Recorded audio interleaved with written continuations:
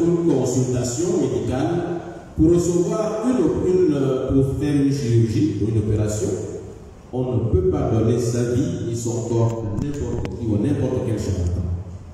Donc, quand on est malade, on va chez le médecin, on doit se rassurer que celui-ci est compétent, qu'il peut nous donner le diagnostic ici et que ce diagnostic ne sera pas contre notre santé et ne nous fera pas de mal.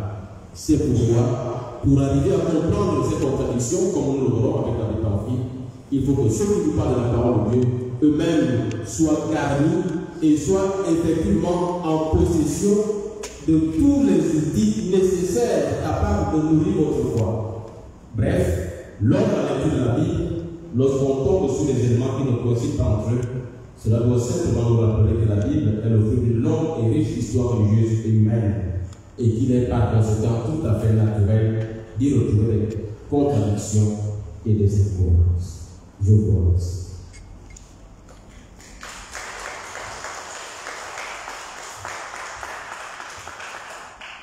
Merci, Monsieur l'abbé Séraphin Banga, pour cette première partie qui portait sur l'axe de l'Ancien Testament. Avant de donner la parole à l'abbé Pamphile, nous observons une interview musicale.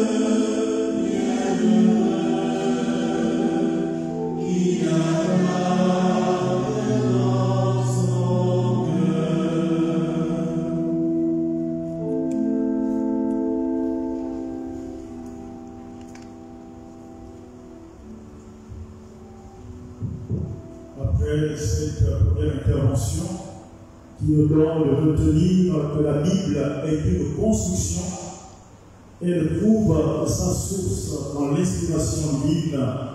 Donc les contradictions sont bien présentes, mais la cohérence dans la transmission de la parole de Dieu, l'intérêt théologique pourrait justement les justifier.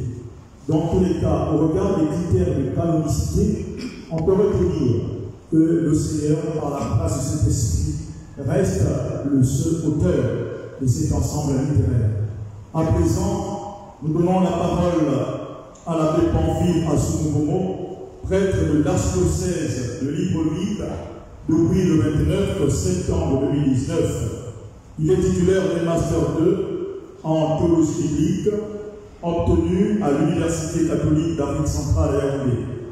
Il est formateur au Grand Séminaire National Saint-Augustin de Libreville et responsable diocésain de l'apostolat biblique.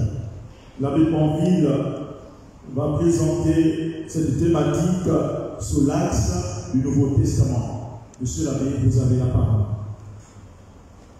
À la suite de l'abbé Séraphin, nous constatons également plusieurs contradictions apparentes dans le Nouveau Testament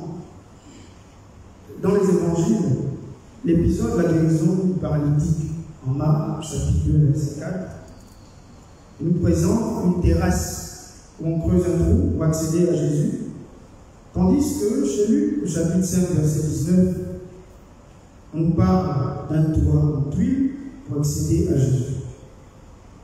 Dans le discours d'envoi en mission, Jésus dit à ses disciples, en Matthieu chapitre 10, versets 5 à 6, « Ne prenez pas le chemin des païens et n'entrez pas dans une ville des Samaritains. Allez plutôt vers les brebis perdues de la maison d'Israël. » Alors qu'en Matthieu 28, 19, il dit, « Allez de toutes les nations, faites des disciples, les baptisant au nom du Père et du Fils et du Saint-Esprit. » De même, tandis que Matthieu nous invite à craindre ce qui peut tuer l'âme, Matthieu 10, verset 28, Luc, lui, s'abstient de mentionner tuer l'âme, mais pas tout simplement de tuer le corps. Luc 12, verset 4. Alors, pourquoi ces différences dans les dires de Jésus? Dans le récit de la tentation, chez Matthieu, la dernière tentation est sur une très haute montagne. Matthieu, chapitre 4, verset 8. Mais chez Luc, c'est plutôt au pinacle du temple. Luc 4, verset 9. Dans la lettre aux Romains, Paul dit en Romains 3, verset 28, « Car nous estimons que l'homme est justifié par la foi sans la pratique de la loi, la pratique des œuvres. » Alors que, en Jacques, chapitre 2, verset 18, il dit, « Toi, tu as la foi, et moi j'ai les œuvres. Montre-moi ta foi, sans les œuvres, moi, c'est par les œuvres que je te montrerai ma foi. » N'y a-t-il pas de contradiction ici? Et vous connaissez justement le grand problème du rapport protestant et catholique autour de la question de qu'est-ce qui sauve, la foi ou les œuvres, et qui a créé la réforme. On est aussi bousculé par la résurrection de Jésus. Chez Matthieu, c'est un ange qui descend du ciel, qui roule la pierre et qui dialogue avec les femmes, Marie-Madeleine et l'autre Marie. En Matthieu 28, verset 2 à 7. Chez lui, c'est deux hommes en habit éblouissant. Luc 24, verset 4. Et chez Marc, c'est un jeune homme assis à droite, vêtu d'une robe blanche. Marc 16, verset 5. Finalement, était-ce un jeune homme, un ange ou des hommes? Toutes ces remarques font ressortir des contradictions avec notre regard d'aujourd'hui. Faut-il alors abandonner le texte du Nouveau Testament comme une chimère, ou faut-il essayer de comprendre la cause de ces incohérences intratextuelles et intertextuelles? Pour cela, nous allons nous focaliser sur la critique des sources. Alors, la critique des sources, c'est une méthode d'analyse du texte sacré permettant de voir si c'est le fruit d'un seul auteur ou s'il y a eu plusieurs auteurs. Si c'est le fruit d'un seul ou s'il y a eu plusieurs auteurs qui ont après rassemblé. Et la critique de la rédaction aussi, elle nous permet de voir si celui qui a rassemblé tous les documents est un simple compilateur, il a seulement mis ça ensemble, ou s'il avait une intention théologique, c'est-à-dire qu'il voulait nous donner un message de Dieu, nous parler de Dieu en langage d'homme pour que nous puissions comprendre qui est Dieu. Donc, c'est pourquoi nous allons procéder à la critique des sources et à la critique de la rédaction. Nous allons principalement nous focaliser sur deux textes, celui de Matthieu au sujet des tentations et celui de Luc au sujet de l'âme qui est tuée ou le corps. Écoutons ce que nous dit Matthieu et Luc au sujet des tentations. La version de Matthieu. Matthieu, chapitre 4, versets 3 à 11. Et s'étant approché, le tentateur lui dit, « Si tu es fils de Dieu, dit que ces pierres deviennent des pains. Mais répondant, il dit, l'homme ne vivra pas seulement de pain, mais de toute parole qui sort de la bouche de Dieu. Alors, le diable l'amène à la ville sainte, et il le plaça sur le pinacle du temple. Et il dit, si tu es fils de Dieu, jette-toi en bas, car il est écrit, à ses anges, il donnera pour toi des ordres, et sur les mains ils te porteront pour que tu ne heurtes ton pied contre une pierre. Jésus lui dit, il est encore écrit, tu ne tenteras pas le Seigneur ton Dieu. Le diable l'amène encore sur une haute montagne et il lui montre tout le royaume du monde avec leur gloire. Et il lui dit, tout cela, c'est à toi que je donnerai si, te prosternant, tu m'adores.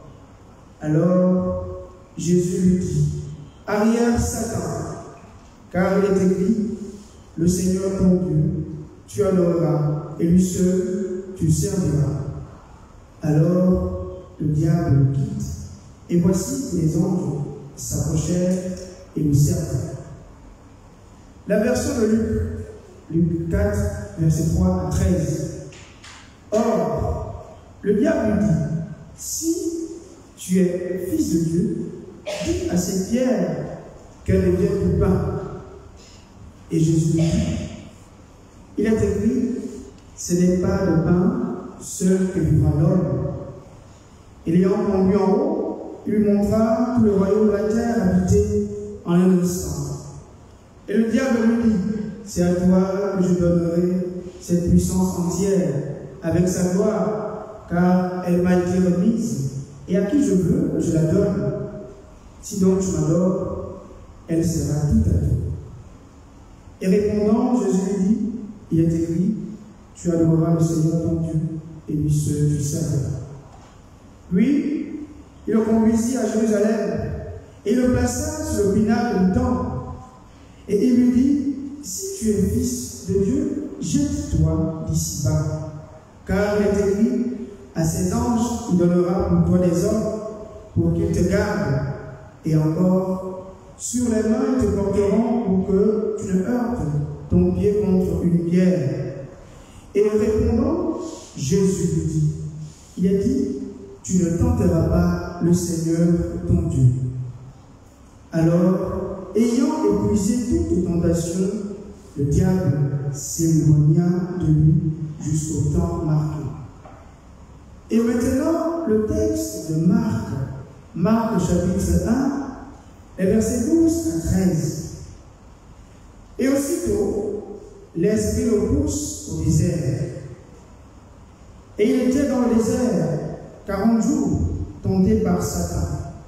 Et il était avec les bêtes sauvages, et les anges le servaient. On constate que Matthieu et Luc ont eu accès à la même source. La source de Marc, car c'est l'évangile primitif, puisqu'il n'a que 26 versets propres, selon les spécialistes de la Bible, donc Raymond Brown, que Marc n'a que 26 versets propres. Donc, Matthieu et Luc ont beaucoup puisé chez Marc. Matthieu et Luc ont, avec l'évangile de Marc, 330 versets ensemble. 330 versets ensemble. On constate aussi qu'à la différence de Marc, qui ne détaille pas les types de tentations, Matthieu et Luc les amplifient. Marc se comprend au dire qu'il fut tenté, mais Matthieu et Luc les amplifient. Un principe d'exégèse affirme que, en latin, lectio brevior, lectio probabilis.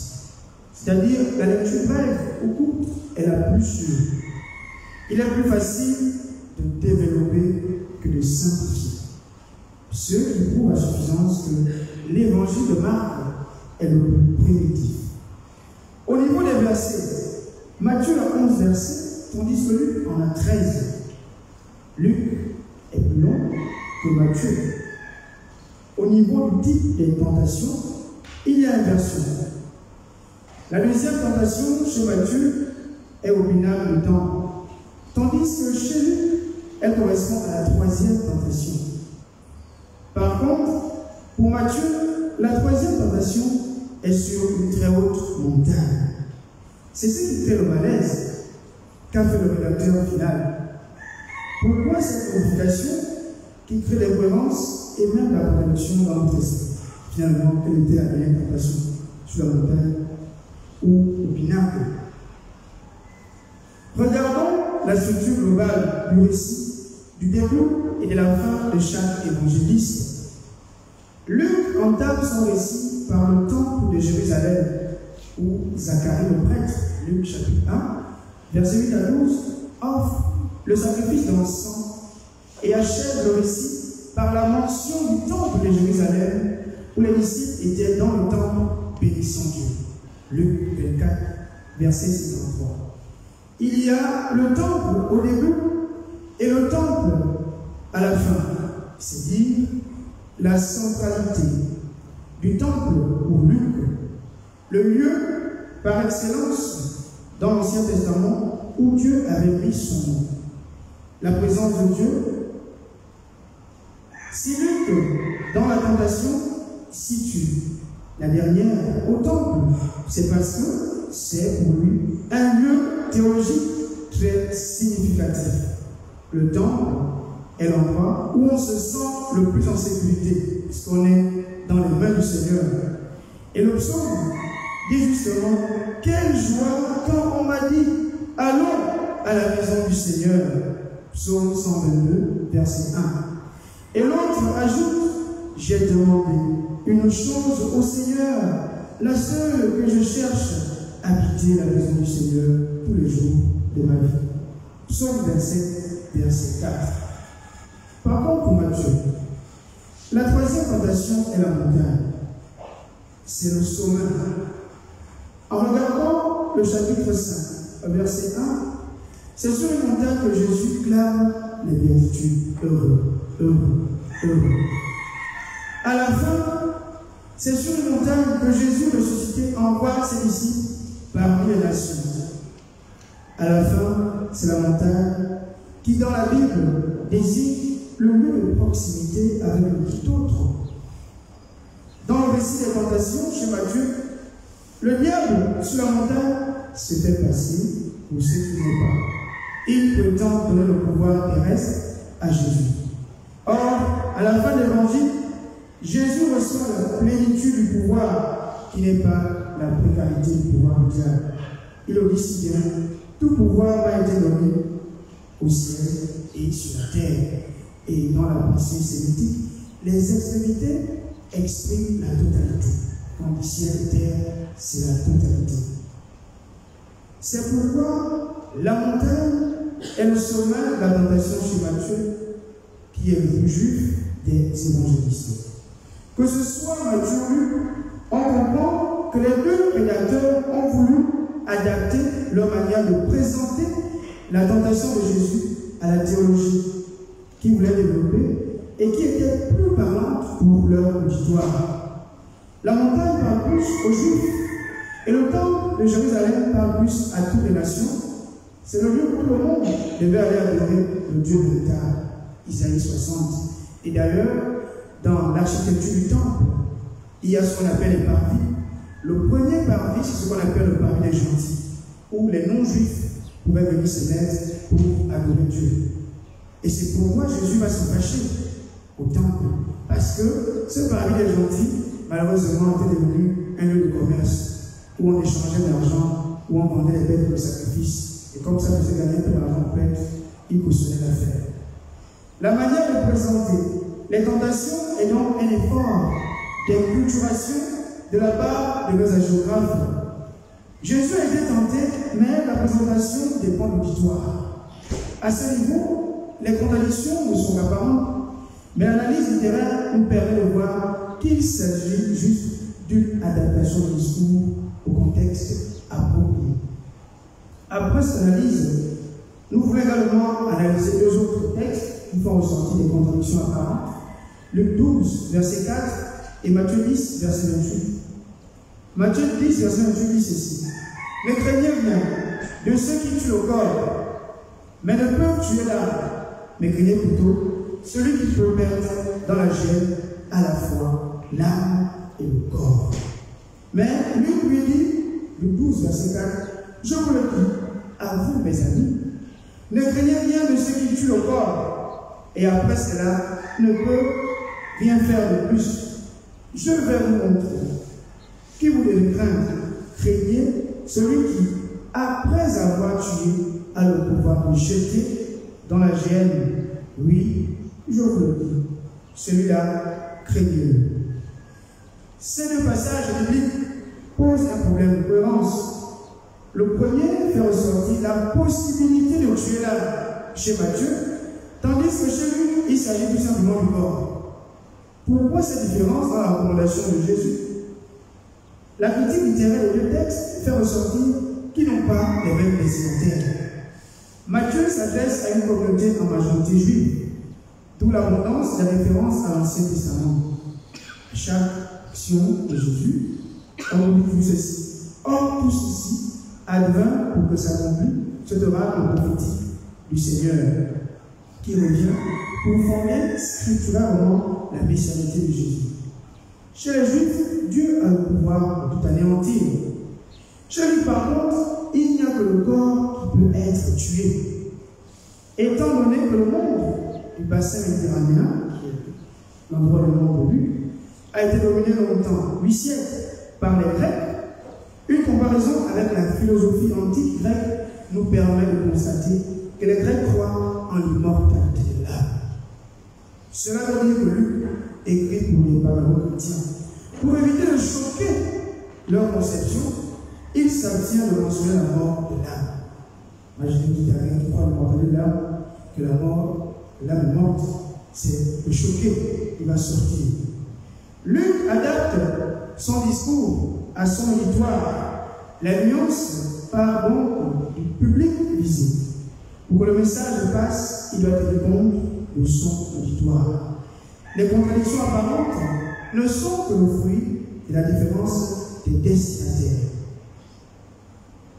Les contradictions dans la Bible, pour finir, ne sont que le fruit des différentes couches textuelles. La Bible n'a pas un seul auteur, mais plusieurs. C'est pourquoi il y a ces idées qui s'opposent à l'intérieur. Le rédacteur final, voulant garder la richesse de l'inspiration divine, a mis ensemble ces textes pour nous faire découvrir les différentes conceptions de Jésus. La Bible a un style qui n'est pas celui de notre manière de concevoir la rédaction de nos jours. Je termine avec ces mots de Dei Verbum, au numéro 12, qui dit ceci. En effet, pour vraiment découvrir ce que l'auteur sacré a voulu affirmer par écrit, il faut faire minutieusement attention soit aux manières natives de sentir, de parler ou de raconter courantes au temps de la géographe. La géographe, c'est le saint écrivain. Soit à celles qu'on utilisait à cette époque dans les rapports humains. En d'autres termes, le jugement de la Bible comme un livre à bannir ou incohérent part de la méconnaissance de la manière de concevoir la rédaction, la conception de Dieu et de l'homme dans le Proche-Orient ancien. Je vous remercie.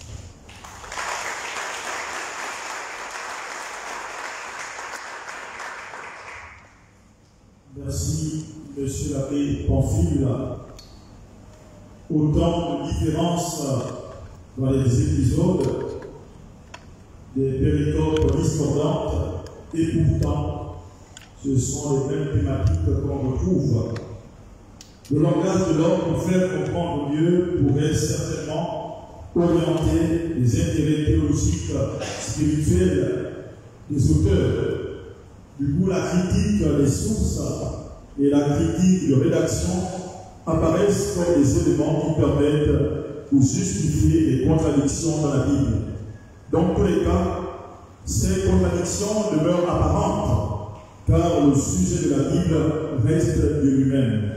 Et David Boom parle justement dans sa composition de l'inhérence des Écritures.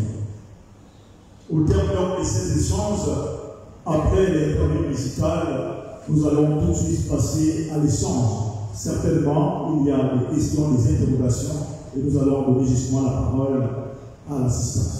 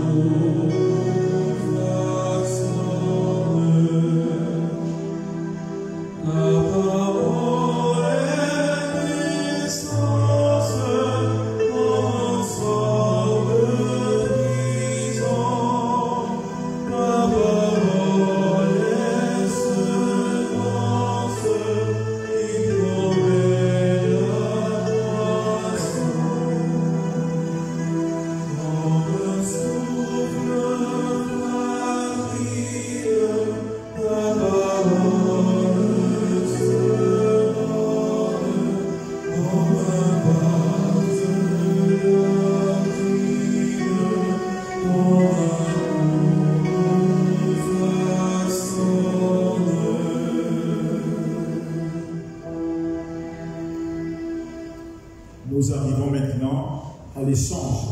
Cher peuple de Dieu, vous avez la parole.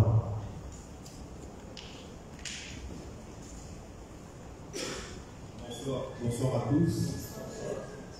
Bonsoir particulier aux conférenciers, l'abbé Pamphile et l'abbé Séraphin, à qui j'exprime ici toute ma gratitude pour l'éclaircissement, pour la vérité et la pertinence.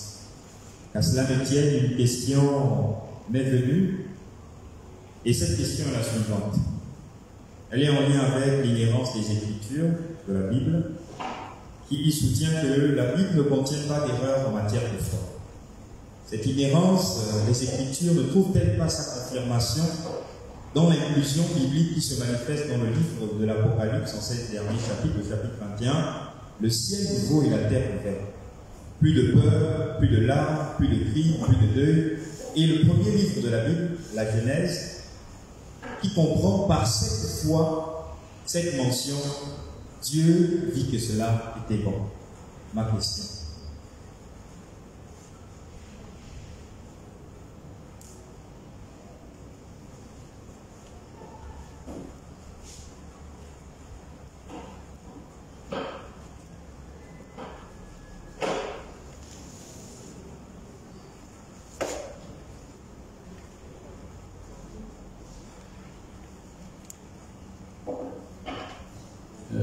Bonsoir. Ma question est la suivante. Est-ce que la contradiction biblique n'est-elle pas à l'origine aussi de la diversité, ou du moins le fait d'avoir des églises qui se créent tous les jours? Merci.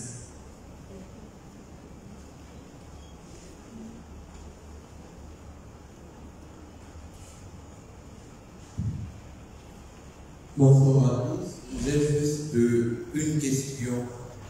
Et je tiens déjà à vous remercier pour cette belle conférence. J'aimerais savoir si dans ce rosaire de contradictions, il existerait des contradictions plus problématiques que d'autres.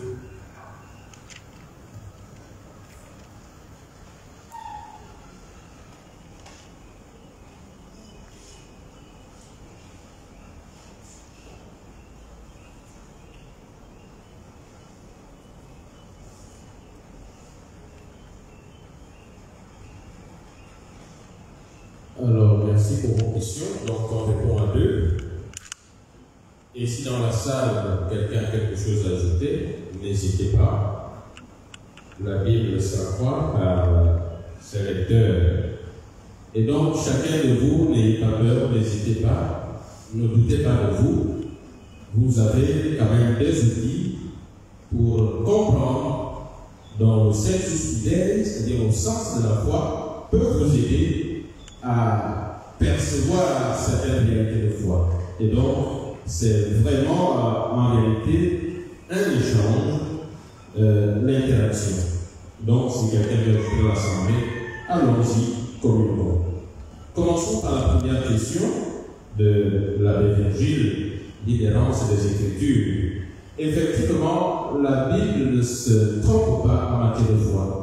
Il est encore mentionné que je crois ce à quoi l'Église croit, parce qu'elle ne peut ni se tromper, ni nous tromper.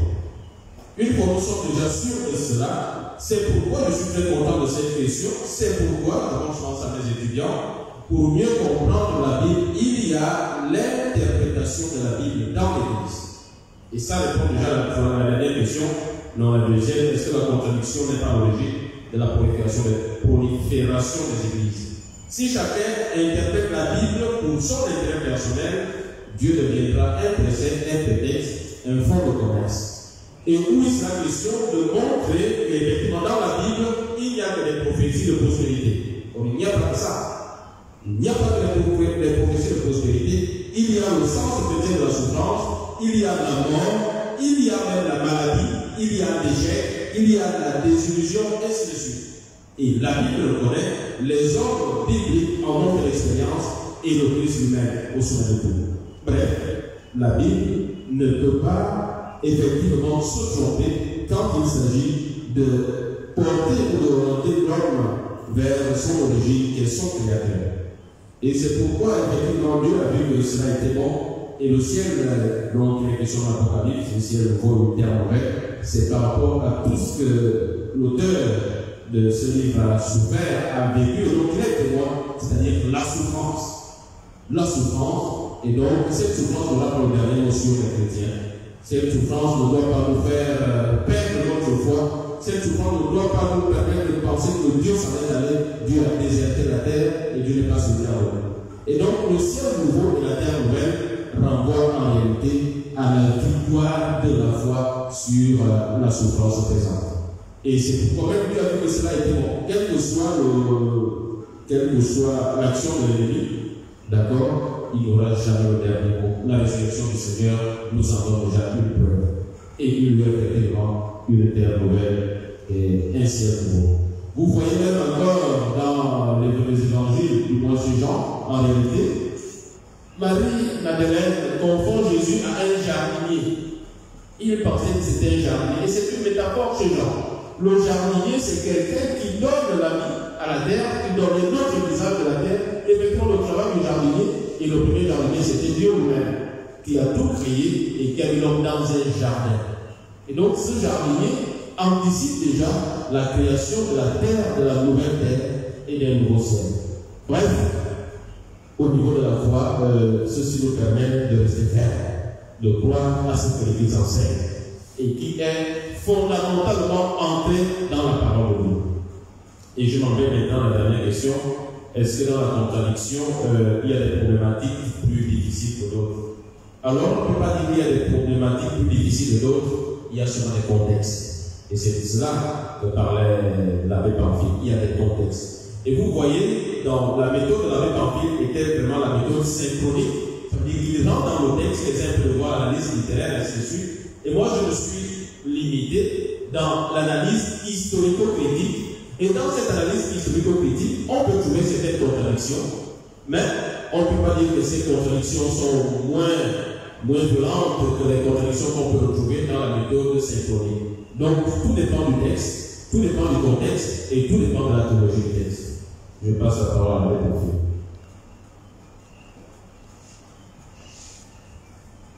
Dans la suite de ce que disait l'abbé, je vais revenir sur la deuxième question. Alors, concernant est-ce que les contradictions aussi peuvent être à l'origine de la fondation des autres églises, on peut y voir effectivement cette possibilité. Pourquoi? Parce que si quelqu'un lit Exode chapitre 20, où il est dit tu ne te représenteras pas les images, la terre et le ciel, et qu'il ne va pas plus loin, lire Exode 25, où Dieu dit à Moïse que tu vas te représenter les chérubins, qui sont les êtres célestes, et sur le couvert, donc ils seront là. Donc s'il s'arrête au chapitre 20, lui va aller créer son église, il va dire que voilà l'église catholique fait des images, c'est l'idolâtrie. Vous avez vu, j'ai lu Exode 20, donc ils sont contraires à la doctrine. Voilà.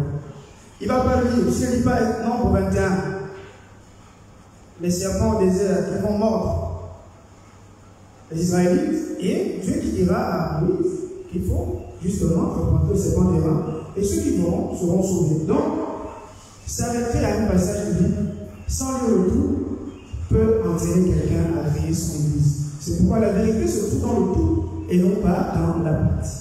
Donc, c'était pour arrêter à ce qu'ils aient appris. Et concernant les contradictions, est-ce qu'il y a des contradictions plus problématiques que d'autres? Bon, comme disait l'abbé, il faut savoir que toutes ces contradictions, c'est en fonction des textes. C'est en fonction des contextes. Pourquoi une contradiction qui a telle valeur ou telle valeur? Quelqu'un vous dirait que bon, peut-être une contradiction un peu plus difficile si, pour être un peu technique, si on rentre dans la théorie des deux sources, en laquelle Matthieu et Luc ont pour évangile de base Marc et une autre source qu'on appelle la source Luc. Et que Matthieu et Luc n'ont pas eu de rapport, mais ils ont eu accès à la même source. Mais comment par exemple expliquer qu'il y a quand même un passage chez Matthieu et Luc, mais qu'on ne retrouve pas ni dans la source Luc, ni dans la source de Marc, quand on dit à Jésus qui t'a frappé? Vous voyez, donc ça fonctionne avec le texte. Mais dire qu'il y a des contradictions dans la Bible, effectivement, mais tout cela, c'est question de contexte. Donc, vous venez chez l'abbé avec la première question. Nous sommes toujours croyants. Nous sommes toujours croyants et nous adhérons à l'ignorance des Écritures. Mais ce qu'on a voulu vous montrer, c'est qu'il y a une manière de lire la Bible qui nous permet de découvrir que même dans ces contradictions, il y a toute une théologie qui veut être développée.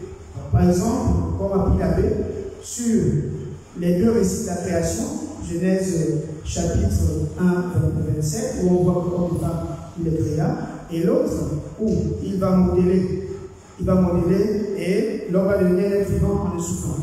Le premier récit peut plutôt mettre l'accent sur un Dieu qui a l'image d'un roi qui donne des ordres. Et quand il dit, ça se passe. Tandis que le deuxième veut montrer l'image d'un Dieu qui est potier, qui façonne l'homme. Donc à la fois un Dieu roi et un Dieu potier. Mais toutes ces contradictions, c'est la théologie et nous permet de découvrir les différentes facettes de Dieu. Merci.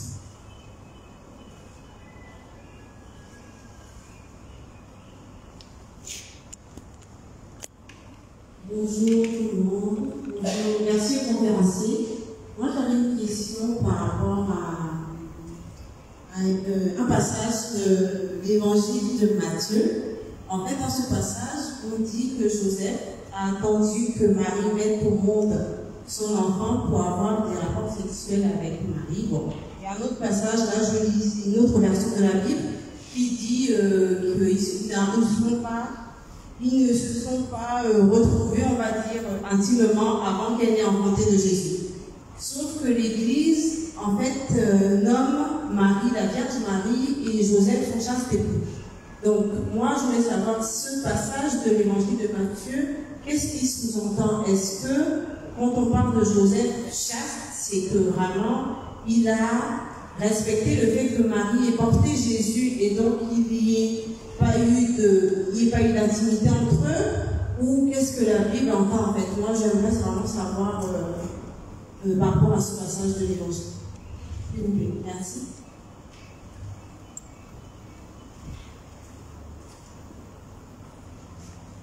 Merci. Je voudrais d'abord parler des contradictions dans la Bible, parce que c'est un sujet qui me donnait des maux de tête. Et je m'étais approché d'un sage, d'un prêtre, et il m'a seulement dit que j'essaie un peu de voir l'arrivée de Jean-Paul II au Gabon, et si on demandait à chacun de décrire l'arrivée de Jean-Paul II au Gabon, chacun ne va pas expliquer ça de la même manière. La seule vérité qui sort de là, c'est que le pape Jean-Paul II est arrivé au Gabon. Donc, ce qui veut dire que si dans la Bible, il y a des contradictions, c'est que chacun a écrit ça à sa manière. Ça, c'est par rapport comment on appelle ça? Aux contradictions qui sont dans la Bible.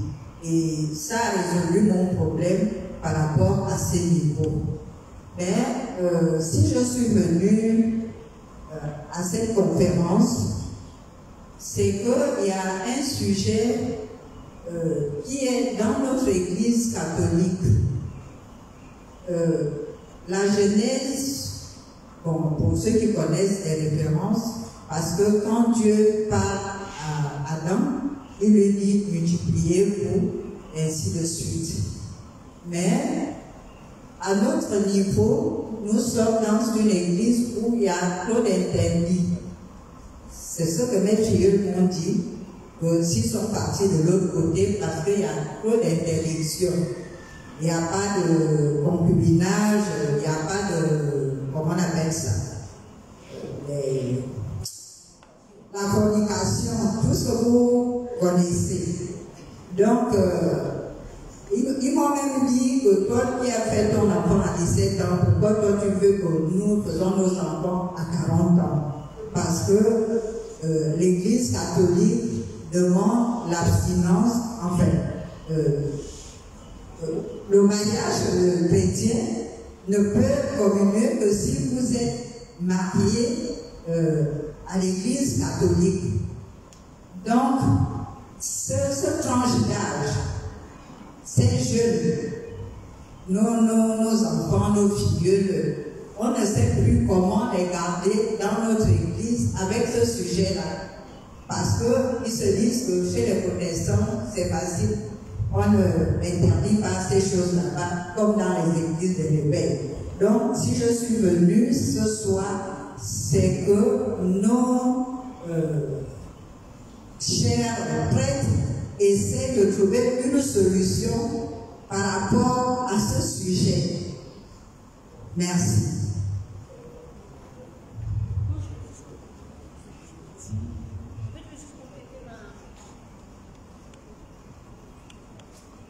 Excusez-moi, je voulais juste compléter ma première question. C'était juste pour dire qu'en fait, j'ai pris un passage de Matthieu, mais ma question au sens plus large, c'est de dire, si la Bible, on parle du fait que c'est le texte qui parle aux chrétiens et qui a ses contradictions, qu'est-ce qui vaut foi? Quand on lit la Bible, désolée.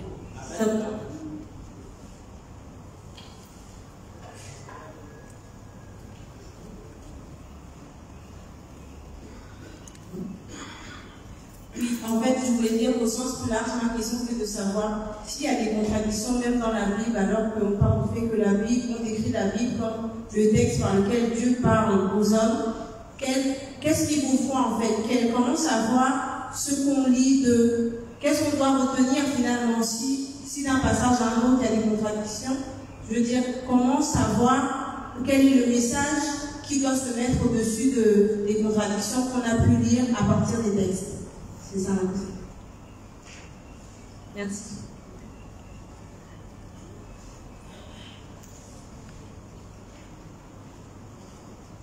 Alors, concernant la première question sur Le passage, c'est dans Matthieu chapitre 1. Matthieu chapitre 1, verset 23 suivant, où on dit qu'il n'a connu pas jusqu'à ce qu'il ait eu enfanté. En fait, ce qu'il faut savoir, à partir de l'analyse de Raymond Brown, qui a fait une analyse, un exégète américain de ce passage, il dit en fait qu'il y a une mauvaise traduction d'un adverbe, eos, qui est mal traduit en français pour dire il n'a connu pas jusqu'à ce qu'elle lui enfanté. En fait, dans la bonne traduction, on devrait dire il ne la connut pas et voici qu'elle enfanta. Donc, pas jusqu'à ce que. Voilà, donc en fait, la traduction est mal faite en français. Parce que le verbe eos est mal rendu en français, ce qui fait qu'on l'a traduit par il ne la connut pas jusqu'à ce qu'elle a enfanté. Voilà. Et là, ce qui sous-entend plutôt que après avoir enfanté, automatiquement, il a connu. Vous voyez. Donc, c'est la réponse que je voulais apporter à cela. Maintenant, concernant le message qu'il faudrait retenir par rapport aux contradictions, ce que moi je peux vous dire, c'est qu'il faut savoir, moi le message que je retiens personnellement, c'est que Dieu est pour la pensée plurielle. Il est pour la pensée plurielle. Dieu est pour la pensée unique. Dieu est pour le débat, pour l'échange. Et c'est de l'échange que naît la lumière. Donc voilà ce que moi je retiens finalement de cette contradiction. Et aussi savoir que cette Bible qui a cette contradiction, c'est pourquoi? C'est parce que dans la mentalité orientale, ce qui est plus ancien est plus important. Donc on ne peut pas rejeter ce qui est ancien parce que ce qui est nouveau arrive. Donc qu'est-ce qu'on fait? Leur manière de fonctionner, c'est quoi? C'est qu'on superpose l'ancien texte sur le nouveau texte. Différent de la pensée, par exemple, grecque chez Thucydide, qui va partir d'une idée générale pour faire ressortir le tout. Donc, c'est typique de la pensée orientale.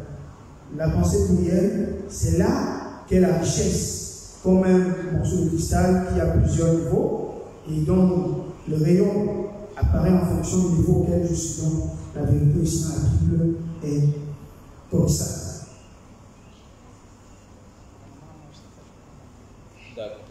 Merci. Je vais ajouter avec la première question sur la vie conjugale de Jésus et Marie. Pourquoi Marie est toujours appelée vierge et pourquoi Jésus est appelé chaste dans l'Église catholique? Joseph est appelé chaste, son chaste époux. Son chaste époux. Et l'abbé Pamphile a déjà donné la réponse du point de vue sémantique. Et moi, je vais essayer un peu d'ajouter. Alors, pourquoi Marie est toujours restée vierge? Premièrement, l'Église catholique n'est pas contre la sexualité responsable. Pourquoi le premier couple, Adam et Ève, ont eu le temps de se dévorer, de se donner l'un à l'autre comme ils voulaient, à foison et à plaisir. Il n'y a pas de problème à ce niveau. Mais pourquoi chez Marie et Joseph, nous voyons une certaine restriction de l'action sexuelle en milieu conjugal? Première chose, le texte dit avant que Marie et Joseph aient ensemble, elle était enceinte.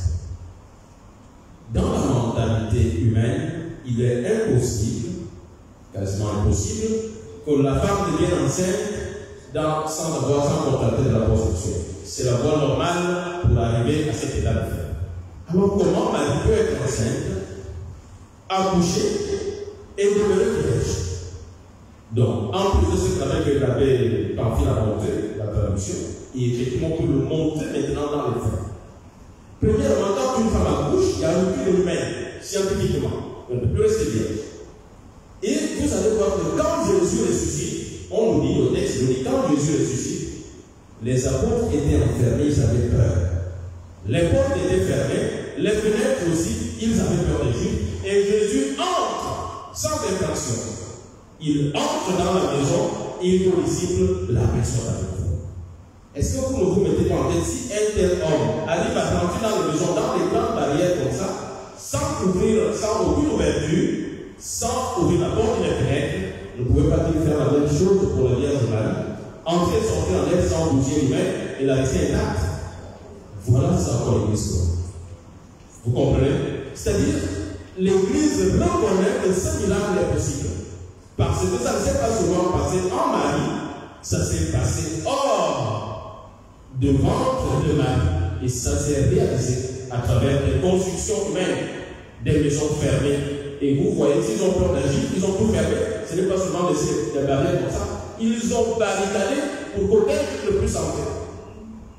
Et Jésus entre sans ouvrir quoi que ce soit, sans casser quoi que ce soit.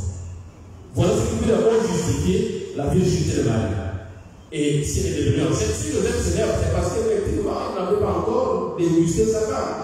Il attendait de l'épouser pour passer à l'acte.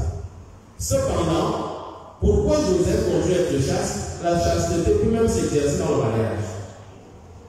La chasteté peut s'exercer dans le mariage. Parce qu'il y a des hommes qui n'arrivent pas à se maîtriser. Quand on a épousé la femme, il faut à tout moment qu'elle arrive à souiller tes besoins. Beaucoup de femmes quittent le mariage à cause de ça. Et comme beaucoup de femmes se plaignent à cause de ça. Donc la chasteté, ce n'est pas seulement le pardon des rapports sexuels. La chasteté, c'est même la manière de se maîtriser, même quand on a la possibilité de le faire. Et Joseph, quand il a les intentions de répudier Marie, selon le texte, l'Esprit lui dit, ne crains pas de prendre ta femme, ce qui lui est arrivé, c'est sous l'action de l'Esprit. Et vous êtes on ne connaît même pas dans la Bible à quel moment Joseph est mort. Vous comprenez? Donc Joseph entre dans l'histoire du salut à un moment précis et on le retire à un moment précis, de telle sorte que l'histoire du salut, Marie et Jésus continue sans Joseph. Donc, il y a une théologie derrière dans la présentation effectivement de la vie conjugale de Jésus, de Marie, de Jésus et Joseph. Donc, on peut effectivement voir à sa chasteté. On ne dit pas si Joseph a eu la femme avant, s'il a eu la femme après, la Bible ne nous dit rien. Mais ce que nous savons, c'est que Jésus a été conçu sans l'intervention de Joseph. Et donc, la virginité de Marie, encore, nous la professons à travers l'exemple que nous avons. Cependant, que retenir des contradictions? La deuxième question. Que retenir des contradictions? Alors, Saint-Exupéry disait, celui qui me diffère, loin de me faire du mal m'enrichit. La contradiction dans la Bible n'est pas opposition. Il faut qu'on soit clair. La contradiction dans la Bible n'est pas opposition, et de la contradiction peut même jaillir de la lumière. Et c'est pourquoi, comme le dit Osée, mon peuple périt faute de connaissance. Nous devons faire attention, quand nous écoutons la Bible, la Bible le disait, c'est-à-dire la vérité n'est pas dans la partie, mais dans le tout. Et un chrétien doit pouvoir lire toute la Bible dans sa vie, au moins, de telle sorte qu'on soit moins vulnérable à ceux qui deviennent des magiciens de la parole de Dieu, quand bien même ils l'interprètent à tort et à raison, à tort et à travers la régime. Donc, ce qu'on peut retrouver dans la Bible, est ce que l'Église enseigne. Ce qui peut te permettre, toi comme individu, de te sentir honoré et valorisé par Dieu. Déjà, Dieu nous donne la raison pour rentrer en contact avec lui, en relation avec lui. Chacun de nous sait ce qui est bien selon la loi, ce qui est mauvais selon la loi. C'est pourquoi un homme qui a sa raison, qui joue de sa raison, ne peut pas poser n'importe quel acte, n'importe où. Parce qu'on sait ce qui est mauvais et ce qui est bon. C'est la même chose dans la lecture de la Bible. On peut savoir que telle personne, telle chose, en quoi ça peut être la parole de Dieu. Quand les filles de Noé trouvent leur père nu et ils viennent coucher avec Noé, en quoi ça peut être la parole de Dieu? Vous le savez, donc vous avez lu cette parole dans le livre de la Genèse. Noé est sous d'abord, c'est un de ses fils qui vient le contempler dans sa nudité. En quoi ça peut être la parole de Dieu? Ça peut être la parole de Dieu parce que moi, je peux m'interdire, comme chrétien et comme être humain, de ne jamais reproduire ce que les fils de Noé ont produit. Voilà la parole de Dieu, voilà la parole de Dieu. Celui qui me diffère, loin de me faire du mal, m'enrichit. Et celui qui me diffère, dans le but de me faire du mal, peut aussi m'enrichir parce que ça devient un chemin que je ne dois jamais parcourir. Voilà le sens de la contradiction. On se comprend. Donc, à chacun, on doit entrer dans la Bible, dans la parole de Dieu, avec notre raison. C'est pourquoi l'Église ne peut pas, l'Église baptise rarement celui qui est atteint de la démence. Ne peut pas devenir prêtre, on a déjà été atteint de la démence. Parce qu'on doit exercer la raison. Et donc, la foi et la raison doivent aller ensemble. C'est le pape Jean-Paul II qui a écrit cet encyclique. Donc, pour montrer l'importance de la foi, l'importance de la raison dans notre vie de foi. Je m'en vais déjà chez la maman qui parle de la dignité de l'Église dans le domaine de la sexualité. Je reviens.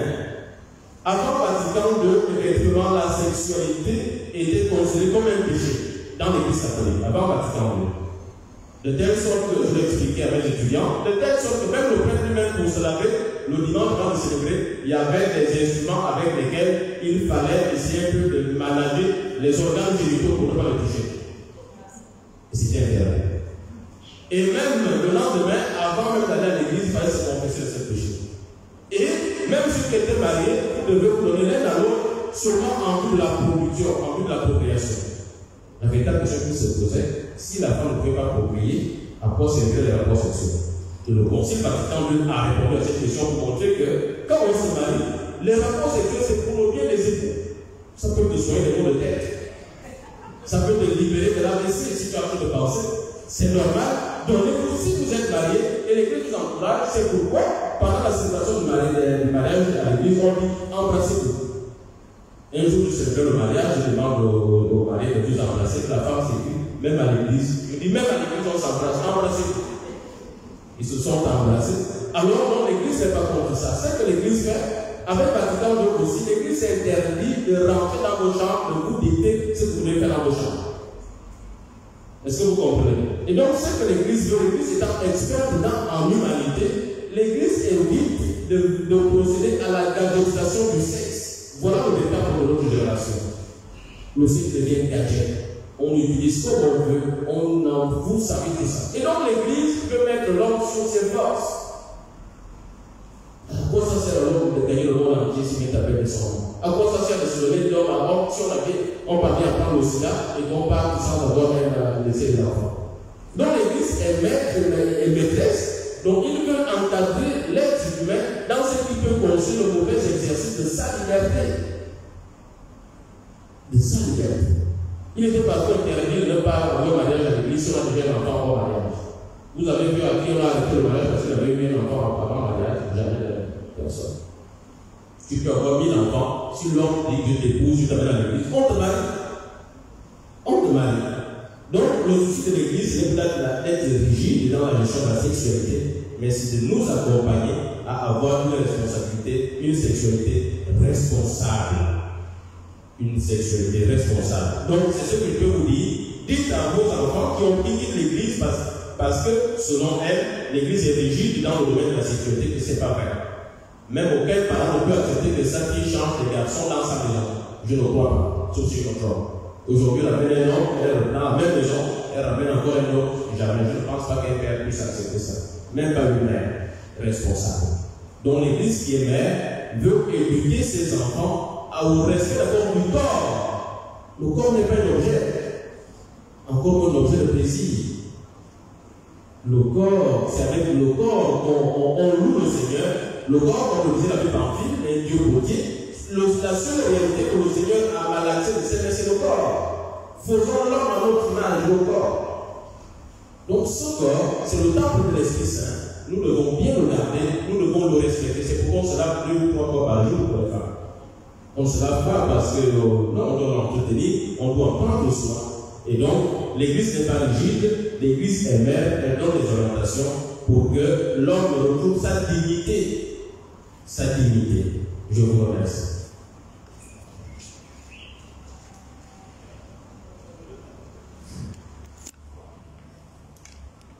Bonsoir à tous. Moi, c'est Guy Hugues. Je me prénomme Guy Hugues. Et je voulais m'abstenir un peu juste avant, donc je vais poser une question. Ça concerne directement, je voudrais d'abord vous dire merci aux conférenciers pour cet enrichissement, parce que nous, l'Église en a besoin, le peuple en a besoin. Je vais directement aller à ma question qui est sur la Bible même, sur les contradictions et la Bible. La Bible a directement été écrite à l'origine pour les Juifs. Et donc, pour nous, chrétiens catholiques, apostoliques et romains noirs, je pense, si je peux dire ça comme ça, je pense que lire la Bible directement sera pour nous difficile parce que de comprendre parce que c'est pas directement écrit pour nous, c'est écrit pour les Juifs. Il y a des images parfois dedans qu'on ne peut pas directement comprendre si c'est pas un père Séraphin qui vient nous expliquer parce qu'il est docteur en matière ou bien le père à l'abbé Pamphile ou bien d'autres qui sont passés par là. Maintenant, moi, ma question est de savoir si c'est pas un peu contradictoire de nous faire lire à nous, chrétiens noirs, la Bible, qui parfois ne comprend pas certaines images qui sont à l'intérieur. Je vous remercie.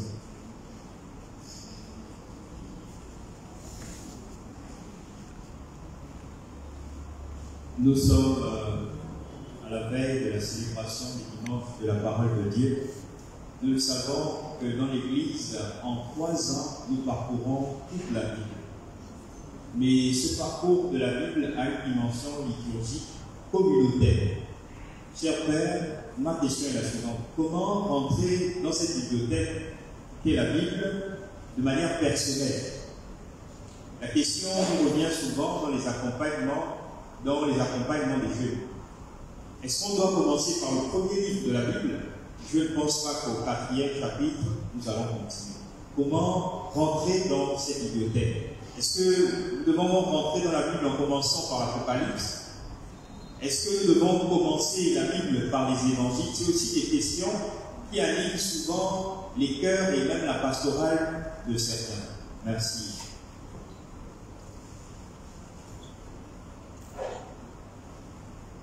Alors, on va prendre les 2 questions pendant que les autres réfléchissent. La Bible est écrite pour les Juifs, en quoi elle nous concerne? Si je résume la question du frère. En réalité, comme nous l'avons montré en s'agissant de l'Ancien Testament, nous avons dit que Dieu a parlé à travers l'histoire des hommes en général, l'histoire des hommes. Alors, le premier texte commence au commencement de Reshit, Bara Elohim, Etz Hashamaim, Etz Haaretz. Alors, quand le Seigneur crée le ciel, tu le vois ici au Gabon, à l'Hyperville à 7 ans. C'est pas pour les Juifs, c'est dans le ciel. Il crée la terre, nous marquons sur la terre, c'est pas seulement pour les Juifs. Alors, dans l'histoire des hommes, il crée l'homme, je suis un homme au même titre que le Juif, au même titre que l'Israélien, je suis un homme, je sais que ce n'est pas moi-même qui m'a créé. Je sais que je ne me suis pas créé moi-même, c'est Dieu qui m'a créé, alors ça me concerne. Vous comprenez? C'est pas pour eux. Cependant, Dieu s'est servi d'un peuple particulier, et c'est un philosophe qui le disait en tant qu'humain, rien de ce qui est humain est différent. Les Juifs qui parlent leur langue, qui est l'hébreu, si tu parles bien l'hébreu, tu vas avoir les mêmes catégories, les mêmes chaînes de pensée que ta langue maternelle. Pour avoir appris l'hébreu, je t'assure que tu te retrouves dans ça. Premier exemple, dans le livre de Matthieu, premier chapitre, on dit les questions de la généalogie. Tel engendra, tel engendra, tel engendra. Chez nous, le franc, on appelle ça la généalogie. Je peux, moi, aller jusqu'à ma 14e génération. Je suis au parent de mon fils, de mon million, ainsi de suite. Je peux le faire, il n'y a pas de Juif qui le fait. Donc, ce qui me concerne le Juif, il a parlé dans sa langue. Moi, je parle de ça dans ma langue. Je magnifie les merveilles du Seigneur dans ma langue et c'est pourquoi ça me concerne. Quelles sont les images qui peuvent être difficiles concernant la Bible par rapport au vocabulaire? Peut-être qu'on va parler bien de CDB, on n'a pas, mais nous avons les équivalents. Donc, quand tu écoutes un récit biblique, tu n'es pas totalement perdu. Jésus qui va chez les Zachée fait sortir les pauvres, il suit avec manger, il donne aux gens. Ça se comprend. Jésus a dit, là, il y a des malades, ça c'était qui étaient des lépreux, ça se comprend. Donc, en réalité, quand on lit la Bible, il y a rien qui nous échappe, de manière concrète. Je ne sais pas, moi, comme humain, en dehors de tout ce que nous savons comme attribut, comme humain, ce qui m'échappe dans la Bible. Quand on lit un texte d'abord, qu'on le prenne pour un texte scientifique, rien, ce sont des récits. Ça ne peut pas te laisser indifférent. Donc, ça me concerne en tant qu'homme, ça me concerne parce que ça me propose le salut, le livre des proverbes, le livre de terre, ça me concerne. le livre de Tony, l'expérience de Tony, ça te concerne. Donc, l'exemple de Luc, ça peut me concerner. Bref, en réalité, le livre de la Bible, c'est un livre de la vie. Quand nous entrons dans la Bible, c'est pour choisir la vie, et c'est ce que le Seigneur dit. Je te propose, je mets devant toi, entre la vie et la mort, choisis la vie. Donc, quand on va dans la Bible, c'est pour chercher la vie et la choisir. Cependant, comment entrer dans la Bible, dans la bibliothèque de manière personnelle? Qu'est-ce qu'il faut commencer à lire? Ainsi de suite. Et selon moi, ce qu'il faut commencer à lire, c'est l'histoire de Jésus dans les évangiles. Une fois qu'on arrive à maîtriser les évangiles, il y aura toujours des références à l'Ancien Testament. Ça nous permettra à nous d'aller à l'Ancien Testament. Comme l'Écriture a dit, comme ceci a dit, les gens qui partent de Jésus, qui se baladent avec les disciples, qui ont fait à travers les gens qui prennent les églises. Ils ont obligé d'attaquer. Il dit, vous savez ce qui s'est passé au temps de tel. Ils sont entrés. Donc, celui qui a déjà vu ça, quand il va maintenant lire l'Ancien Testament, il comprendra.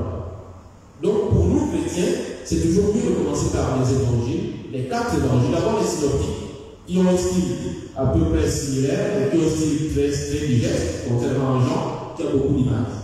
Donc, encourageons les chrétiens à entrer d'abord dans les évangiles. Une fois qu'ils ont assimilé les évangiles, le reste peut devenir un peu plus digeste, un peu plus facile à aborder. Donc, c'est un peu ça. La Bible est très intéressante, n'hésitez pas parce que c'est volumineux. Les gens se découragent d'aller la Bible parce qu'elle est volumineuse. N'ayez pas peur. Donc, on lit les évangiles, on commence Matthieu, et on commence à Marc, Luc, et ainsi de suite. Donc, voilà ce que je peux conseiller de manière pratique. Merci. Donc, pour ajouter à ce que disait la Bible, concernant la première question, c'est le disciple prochain qui disait que quand je vois la vie des autres, je comprends la Bible. C'est-à-dire que la Bible parle de la vie de tout un chacun. La condition essentielle de l'homme, elle n'est pas étrangère, et nous tous, nous faisons l'expérience de la condition essentielle de l'homme. Je prends un exemple, même dans nos cultures, celui qu'on appelle la culture enfant, il se que chez nous, il y a l'existence de l'origine du mal, le mythe de l'éléphant mal. Comment est-ce que le mal est arrivé dans le village? Comment on considère la vie? Comment le mal arrive dans le monde? Le mythe de l'éléphant mal, c'est une femme qui va en pousse, qui voit un petit animal par le sexe, et elle arrive au village, l'animal commence à dire qu'il veut manger telle chose qu'on donne. Jusqu'à ce qu'elle dit qu'il veut la chair humaine. Et c'est là qu'on tire la notion de vous dans la culture. Donc, c'est aussi comme dans la Bible. Qu'est-ce qui se passe? L'origine du mal vient de qui? De Satan qui a frappé maintenant pour expliquer l'origine du mal. Et pour aller plus en avant, la Bible n'est pas étrangère à l'Africain. Pourquoi? Mais parce que dans la Bible, on parle d'Afrique. Lisez Actes chapitre 8. Le chapitre 8, on voit le loup éthiopien. Un éthiopien, c'est quelqu'un qui a le visage bleu. Un Africain. Un éthiopien qui va recevoir le baptême. Donc, on dit que la parole de Dieu vient à la rencontre de l'Afrique. Elle n'est pas étrangère à l'Afrique. Allez, c'est Jérémie 38. On vous parle de Bel-Mélec. Un Africain qui va aider Jérémie à sortir de la cité de Témoin. Pour dire que l'Afrique aussi a participé à l'histoire du salut. Prenez l'évangile de Matthieu. Où est-ce que Jésus va se réfugier? N'est-ce pas en Afrique, en Égypte? Du coup, vous voyez que l'Africain a participé à l'histoire du salut en aidant le Sauveur à accomplir sa mission. Donc, ce n'est pas un livre qui est étranger à l'Afrique. C'est un livre qui nous concerne. Et c'est un jeune qui disait que nous aussi, Africains, nous sommes le peuple de la Bible. D'ailleurs, la femme de Moïse, vous savez que c'était une bouchie. Allez-y, non, chapitre 12. Une bouchie, ça veut dire noire. C'était une noire, elle s'appelait Sephora, qui veut dire l'oiseau, une africaine. Elle était noire, une bouchie. Donc, il ne faut pas être qui est étranger. Donc, comme disait le Père, je voudrais aussi ajouter pour la deuxième question que oui, les évangiles, mais il serait aussi intéressant de lire les actes des apôtres. Parce que les actes des apôtres, vous savez, on essaie de vous montrer un peu les différentes institutions qui existaient au temps de Jésus, les Sadducéens, c'est dit, les Hérodiens, etc. Donc, ça vous aide aussi à mieux comprendre l'environnement de la Bible. Et après cela, vous pouvez, avec les renvois, aller dans l'Ancien Testament pour mieux comprendre l'histoire du salut. Merci.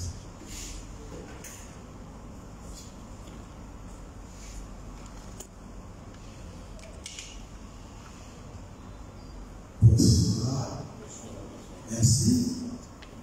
Je me réjouis personnellement de cette capacité du rendu dans la simplicité, de ce que vous avez reçu de votre formation. Je me réjouis aussi véritablement de cette décision de former des prêtres capables de pouvoir édifier le peuple de Dieu.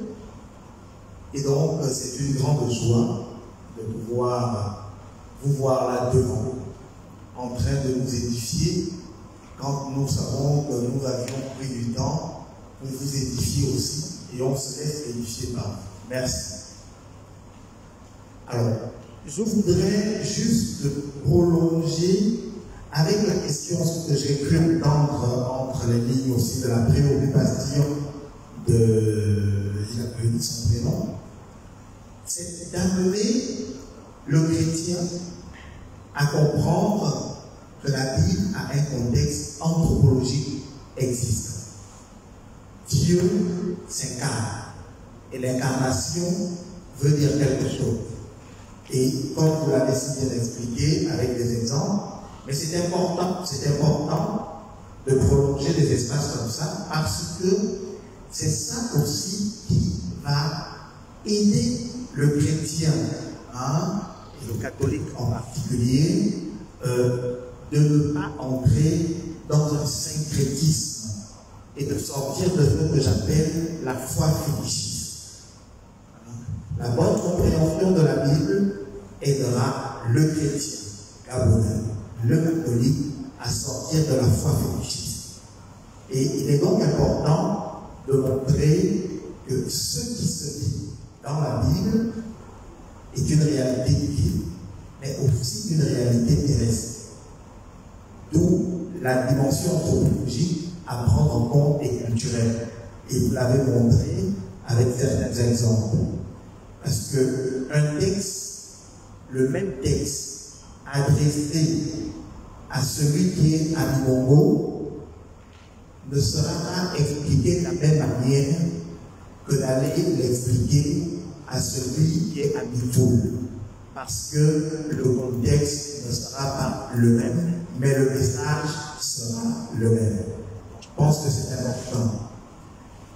Je voudrais aussi, si vous pouvez prolonger, en lien avec la célébration de demain, de montrer qu'au jour d'aujourd'hui, parce qu'il y en a qui ne communient pas. Et aujourd'hui, pour l'Église, il y a deux tables. D'où le dimanche de la parole de Dieu. La table de la parole et la table de la vérité. J'aimerais bien que vous puissiez prolonger l'action aussi pour montrer aujourd'hui l'importance de la parole de Dieu. D'où certains, dans certaines paroisses, disent clairement: tu n'as pas écouté la parole de Dieu, tu ne peux pas aller à la table de l'Eucharistie. Encore pour mes félicitations. Merci.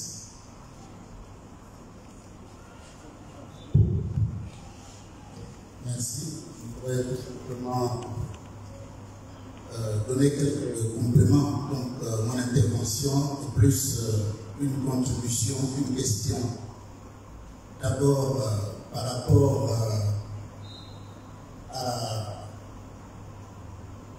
au problème de la fornication, ou alors les gens qui fuient l'Église catholique parce que l'Église catholique condamne la fornication. Si nous considérons la fornication comme étant quelque chose qui peut nous empêcher, qui peut nous barrer la route au mariage, je crois qu'on devrait être de connivence avec l'Église. Et le danger, parfois, c'est qu'on fait un enfant avec un homme, un deuxième avec un homme. On arrive à 5 avec 5 pères. J'ai l'habitude de dire aux jeunes filles que nous, les hommes, jusqu'à 60 ans, ça peut marcher. Mais les femmes, à un certain âge, si on s'en tient à ce qui nous a été dit quand nous étions à l'école, il y a quelques exceptions près. Mais à 45 ans, c'est la ménopause. Et le fruit de l'amour, c'est l'enfant. Et vous avez des mariages qui se cassent parce que, eh bien, la femme ne fait pas d'enfant et on subit la pression de la famille en disant « nous on veut des petits-fils, nous on veut des petits-fils ». Il y a des cas où on va même épouser, on va doter une autre femme alors que vous avez déjà une autre qui est à la maison. Donc parfois, le fait d'avoir 5 enfants, c'est vrai, un homme peut vous aider, mais le fait d'avoir 5 enfants peut faire en sorte que les hommes viennent, ils tournent autour de la ruche et ils s'en vont. Et je dis dans mon livre des 175 ans au bicentenaire, les défis de l'Église au Gabon, notamment le défi sur la famille, j'évoque cette question parce qu'il y a des hommes qui gardent les enfants d'autrui, les filles d'autrui, pendant 15 ans, concubinage, fiançailles. Et la conséquence sur le plan social, parfois, il y a eu des hommes à qui on a fait épouser des cadavres. Bon, on dit que c'est la marche. Alors, moi je pense que dans l'Église catholique, nous essayons d'éduquer parce qu'il y a une préparation au mariage. Et donc, il nous faut absolument faire l'effort. Quand je vois des jeunes filles qui viennent l'âge d'écouter, à ton âge, là, ce n'est plus un mot scolaire. Il faut poser la question suivante à l'homme qui vient te voir. Que pourrons-nous construire ensemble? Que m'est-il permis d'espérer? Ce n'est pas un mot scolaire, ce n'est pas ça. Deuxièmement, on dit que les gens vont dans les églises de réveil parce que peut-être nous nous occultons la vérité, nous cachons la Bible. Mais je suis convaincu que ce ne sont pas ces contradictions-là qui les envoient là-bas. Il y a un manque d'humilité parce que quand on regarde tous les conciles qui se sont passés au 1er siècle, ce sont des individus qui ont refusé la pensée de l'Église. Si nous prenons Arius, nous prenons Marcion, nous prenons tous ces gens-là qui sont à l'origine des schismes, des premiers schismes du christianisme, donc l'Église naissante, c'est parce qu'ils ont manqué d'humilité et ils pensaient qu'ils étaient dans la vérité par rapport à la majorité. Et ces conciles, notamment les 4 premiers, ont permis d'asseoir la doctrine de l'Église et une doctrine qui ne peut plus changer. Et nous avons la synthèse de cette doctrine dans, si vous voulez, le credo du Nicée-Constantinople, parce que ce sont des articles de foi qui y sont affirmés. Autre chose, la Bible, ce n'est pas pour les Juifs, pour les Blancs, c'est aussi pour nous. Parce que quand on voit un peu ce qui se passe dans la Bible, dans la culture juive, on peut faire des rapprochements avec ce que nous vivons ici. Moi, je suis du Sud, et je suis sûr, en dehors des gens du Sud, et il y a beaucoup de peuples africains où le mot cousin comme tel n'existe pas. Et chez les Juifs, le mot cousin n'existe pas. Et là, on nous critique en disant que vous cachez la vérité. On parle des frères de Jésus dans la Bible. Marie a eu d'autres enfants après Jésus. Ce qui n'est pas vrai. Chez nous là, quand les 2 mamans sont des sœurs, les enfants ne sont pas des cousins. Quand les 2 papas sont des frères, les enfants ne sont pas des cousins.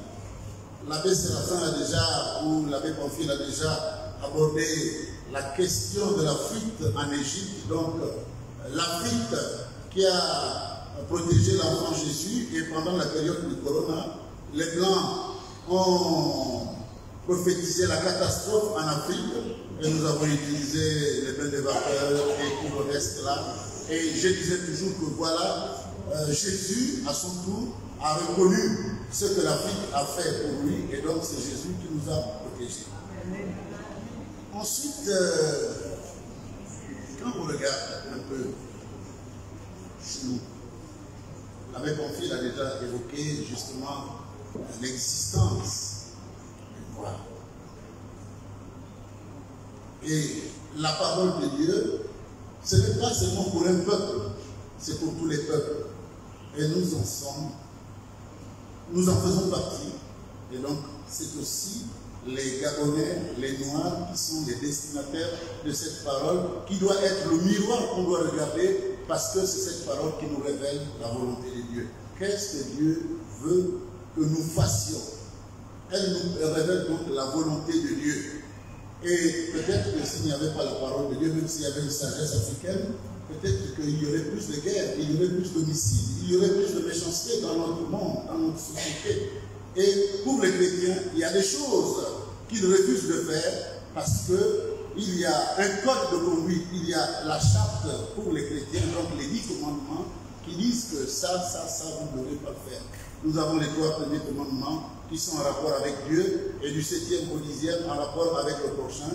Et peut-être que s'il n'y avait pas ça, il y aurait plus de dérives dans nos sociétés. Donc, la Bible, justement, est un livre aussi qui nous révèle un certain nombre de choses à faire et qui nous recadre et qui nous empêche, justement, de faire un certain nombre de choses. La Bible, elle est aussi pour les Africains, elle est aussi pour nous. Et il faut voir qu'aujourd'hui, il y a beaucoup plus d'Africains que d'Occidentaux qui souffrent au christianisme.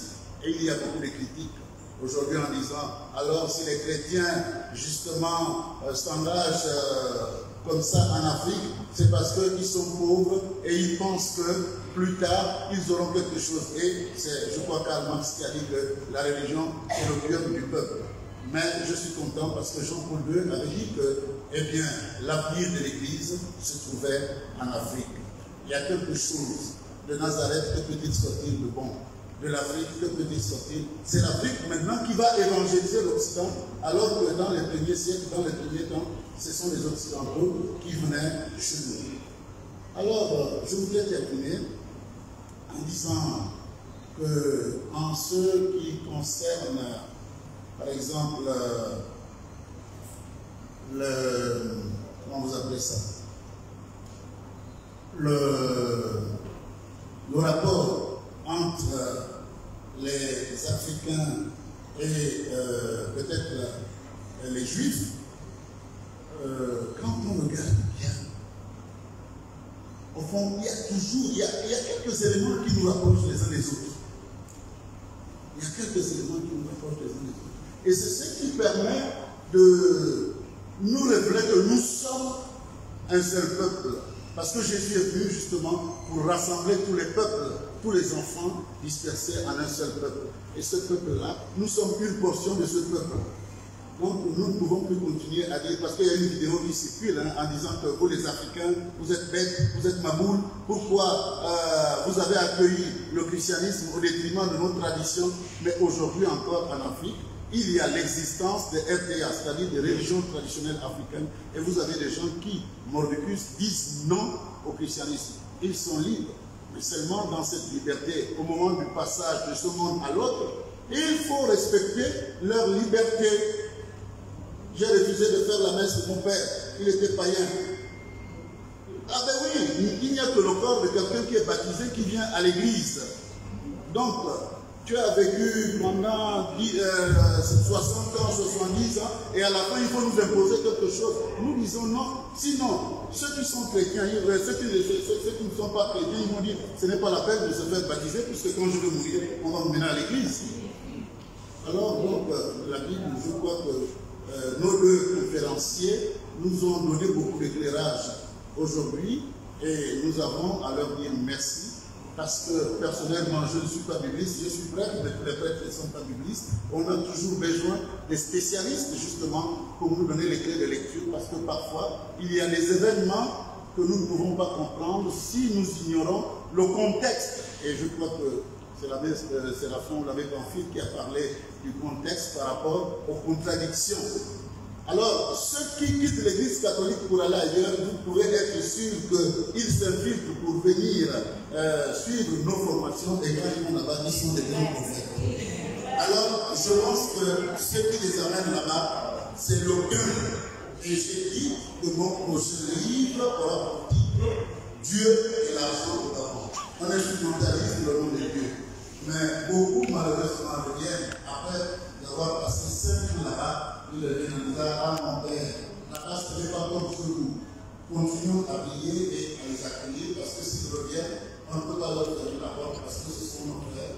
Et il nous faut justement vivre et manifester complètement cette fraternité. Merci.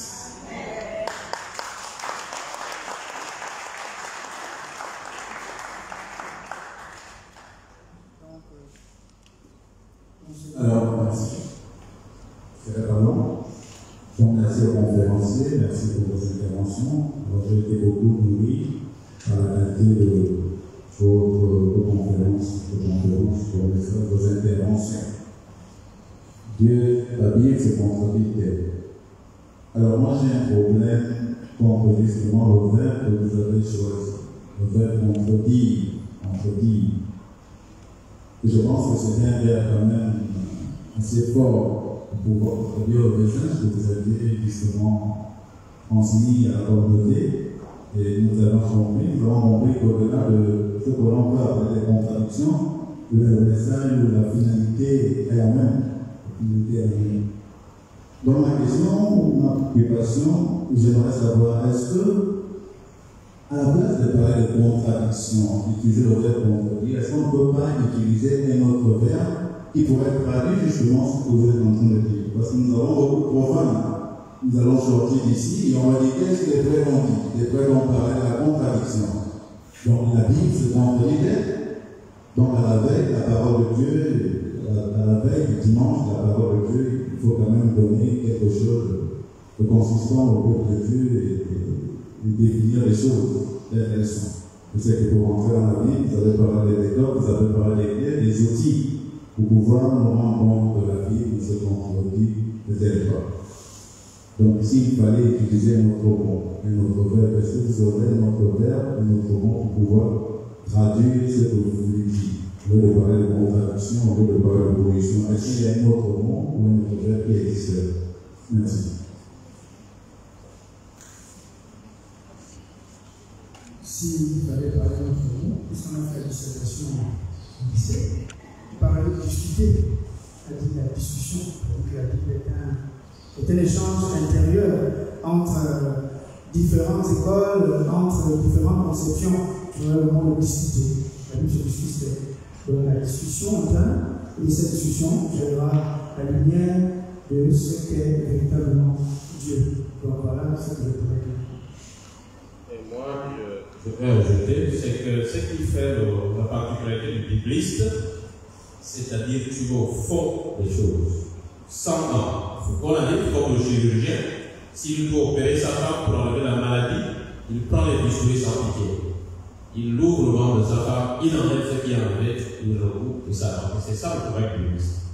Donc le travail bibliste, c'est qu'on peut se mettre contredit, même en français, contredit, ça veut dire le contraire. Qui a tué Goliath? D'une part c'est la Bible, d'autre part c'est les Anans. Est-ce que c'est la contradiction? Est-ce que c'est la discussion? Non. Pourquoi ça et pourquoi autre? Donc ça doit nous aider à savoir qu'on ne peut pas rentrer dans la Bible comme si on disait un livre romanesque. La Bible, c'est pas un roman.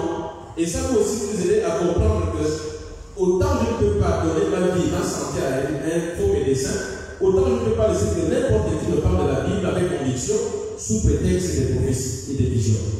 Ça ne suffit pas. La Bible, ce qu'on dit, c'est vrai. Il y a une nuance dans la Bible, c'est vrai. Mais comment concilier ces contradictions pour déceler le message théologique qui est le support de la foi? Voilà la réalité. Et donc, on ne peut pas mettre l'éponge là-dessus. On doit l'assumer parce que notre Dieu, alors, l'union ou l'unité, ce n'est pas l'uniformité. Donc, je crois avec ce que je possède comme dans ma culture, l'autre croira avec ce qu'il a comme son éthos. Et c'est la même chose en entendant la Bible. Il y a des contradictions, oui. Comment les concilier? Comment les déceler? Et ça doit pousser nos chrétiens à s'intéresser davantage à la Bible. Intéressez-vous, posez-vous des questions, parce que c'est de la discussion que j'arrive à venir. Même Moïse, quand il envoie en Égypte, il parle. Comment gérer le spectre? Qu'est-ce que je ferais? Je dirais que tu es qui? Je dirais. Donc, effectivement, la foi est ce raisonnement, cette interrogation permanente qui nous permet de trouver le juste milieu. Et donc, c'est je crois, mon logo a écrit un bon livre qui parle un peu de cette contradiction dans la foi. Et donc, nous avons besoin de l'assumer la contradiction comme il y a un seul message, le message de la vie. Voilà ce qu'il faut retenir. Au-delà de ces contradictions, Dieu est plus droit sur les lignes courtes. Il peut arriver que vous tombez sur des paroles qui viennent de la Bible qui peuvent vous choquer. Mais il faut savoir retirer le véritable message qui veut notre foi. Parce que la Bible propose la vie Il l'a dit en abondance. Jésus même de le dit, je suis venu pour qu'ils aient la vie et la vie en abondance. Et donc, face à ce dessein de Dieu, aucune contradiction, aucune humaine ne peut aller autre. Donc, c'est ce que moi je peux proposer. Il y a des violences, il y a des contradictions, il y a des époques, il y a des situations socio-culturelles que nous devons savoir. Donc, Monseigneur demandait comment c'est de prolonger en lien avec le dimanche de la parole de Dieu, donc demain, en lien avec le dimanche de la parole de Dieu, s'il fallait prolonger pour montrer la centralité de la parole de Dieu. Il y a tout simplement le passage de Luc 24 sur les disciples d'Emmaüs. Et on voit bien que fait Jésus face à ces gens qui sont désemparés, qui pensent que c'est le Messie. Il va ouvrir leur intelligence à la compréhension des Écritures en interprétant dans l'Écriture tout ce qui le concerne. Donc il montre comment l'Écriture converge vers Jésus pour montrer que c'est lui qui est l'accomplissement des Écritures. Donc l'Écriture devient quoi? Un sacrement, le lieu de la présence visible de Jésus-Christ. Comme nous sommes dans l'Eucharistie, on a Jésus qui s'est fait présent à nous. Donc, et c'est après avoir expliqué le sens de l'Écriture qu'il va faire quoi? Le soir approche, reste avec le Seigneur à la fraction du pain, il va se faire reconnaître. Donc le lien entre la parole et l'Eucharistie. Je vous remercie. Bon, pour ne pas créer définitivement, je pense que le modérateur, je vous laisse combien de temps? Nous nous avons combien de temps?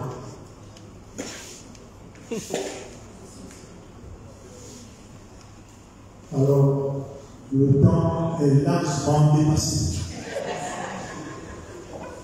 Largement dépassé. Mais nous constatons qu'il y a encore beaucoup de personnes qui se posent des questions. Alors, nous allons prendre deux dernières interventions.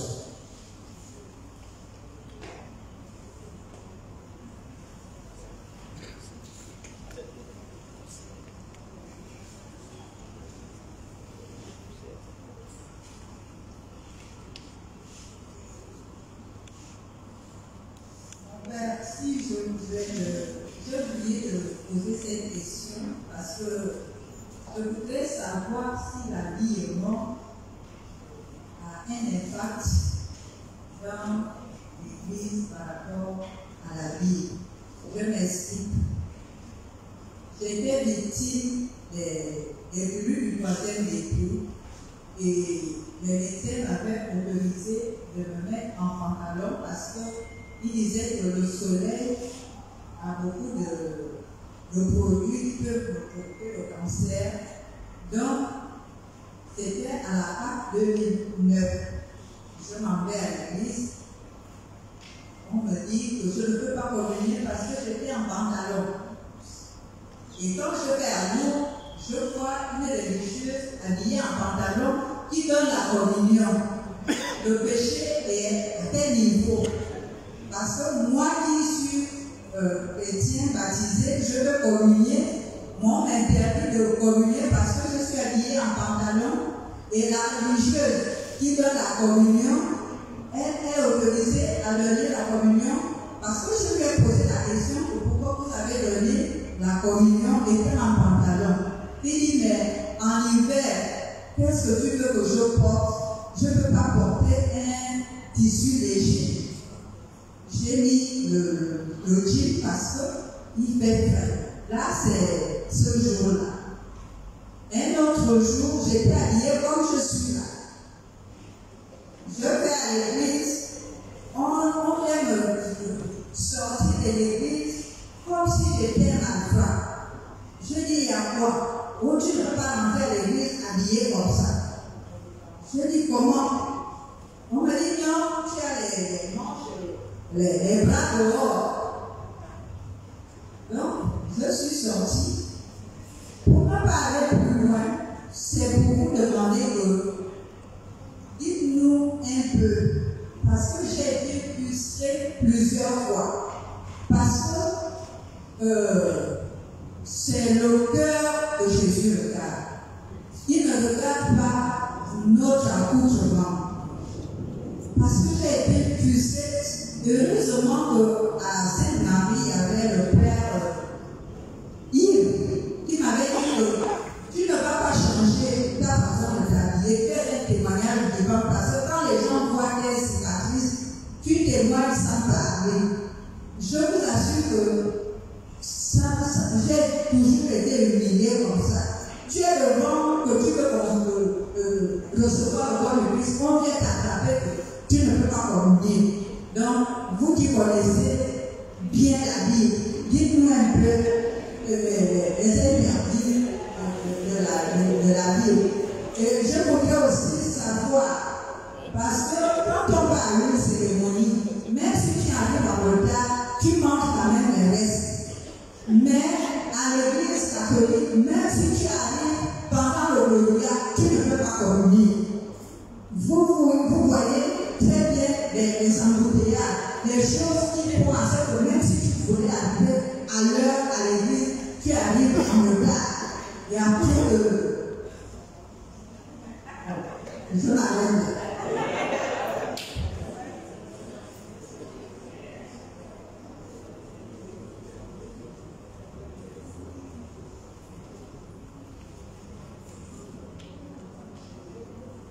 Bonsoir tout le monde. Alors, moi, je voulais revenir un peu sur la question de la Bible, qui n'est pas écrite pour les Africains. Je disais oui, c'est vrai, d'abord. C'est pas écrit pour les Africains. Nous avons nos traditions. Mais je dirais encore oui, parce que Jésus lui-même, en parcourant et la ville où Dieu a choisi, il a vu que les gens qui ne l'accueillaient pas, il a décidé de sortir et d'aller partager la parole ailleurs. La parole est venue à nous. Et nous l'avons accueillie et nous vivons avec.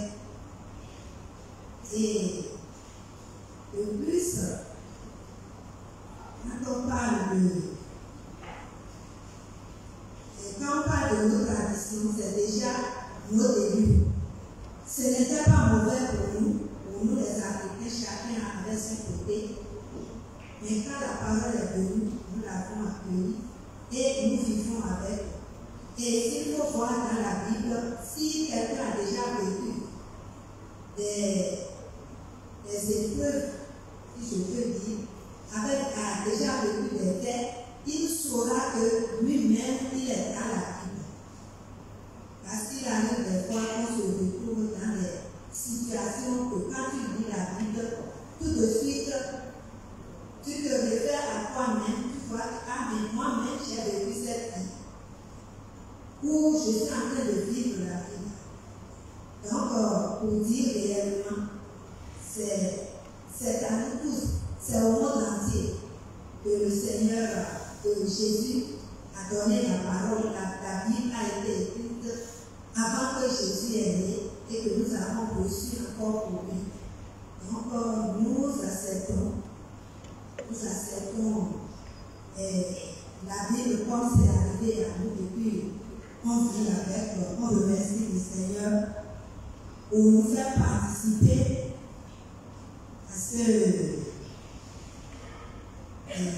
à l'histoire de la Bible. Merci.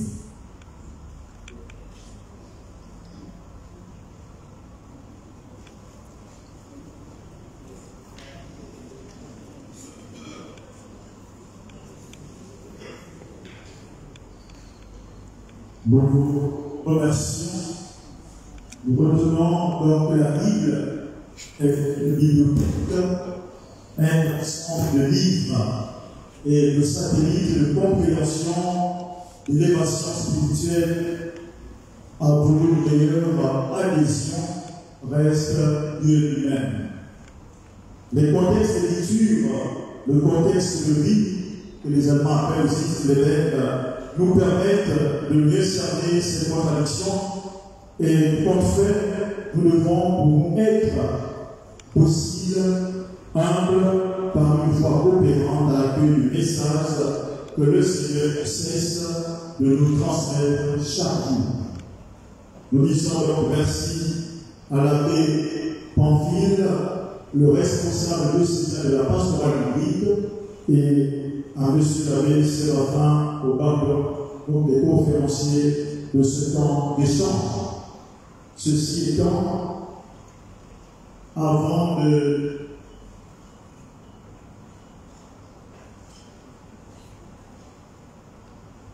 nous allons d'abord vite revenir rapidement sur la préoccupation de la maman. Donc, nous allons avoir une seule réponse.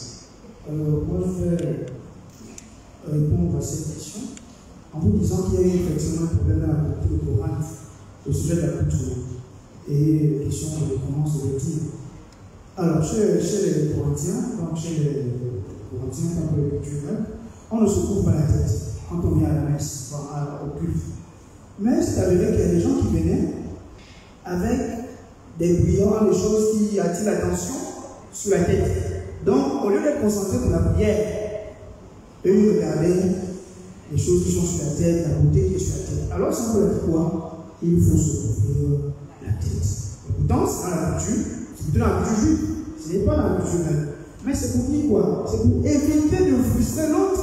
Il faut tenir compte de la sensibilité de l'autre dans la prière. Pour qu'il soit concentré à la prière, il faut se couvrir la tête. Donc, cette affaire, c'est une affaire de contexte. Dans certains contextes, on peut admettre qu'on porte un pantalon parce que le climat le permet. Mais dans d'autres, vu qu'il y a des cultures qui diffèrent et que c'est juste à l'incarnation, Jésus vient prendre la commission du milieu, on ne peut pas admettre parce que ça peut choquer le milieu, ça peut choquer ceux qui sont à l'église avec vous. C'est pourquoi on est amené à demander aux gens de ne pas porter un tel vêtement ou un tel vêtement. Donc, c'est une affaire de contexte. Merci. Nous avons d'un seul corps, d'un seul cœur, ovationner nos conférenciers.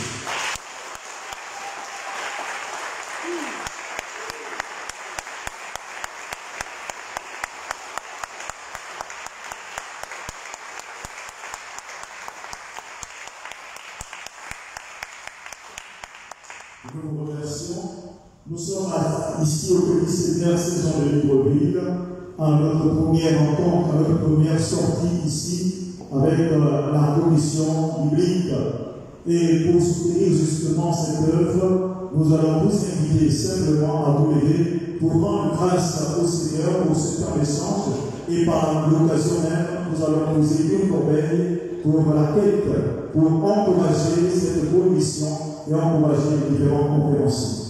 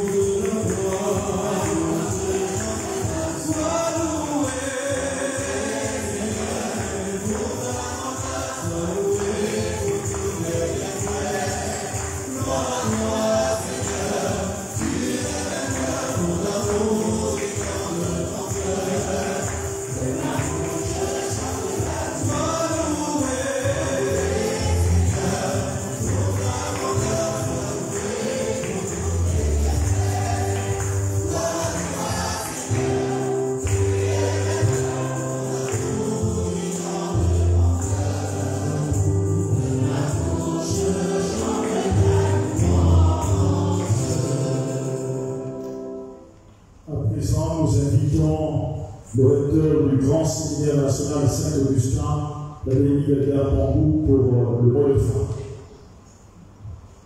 Veuillez vous asseoir, s'il vous plaît.